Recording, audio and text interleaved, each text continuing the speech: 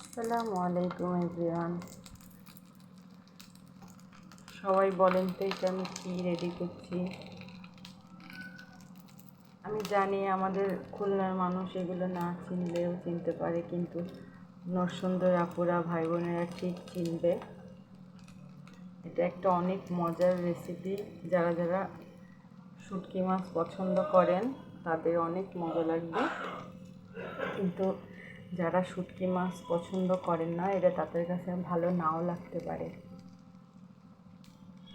এটা পুরোপুরি রেডি হয়ে গেলে আমি আবার আপনাদেরকে দেখাবো। আর একটা জিনিস, এটা এই পাতা দিয়ে করা। এটা যখন রেডি হয়ে যাবে তখন আমি আপনাদেরকে এটা আবার দেখাবো।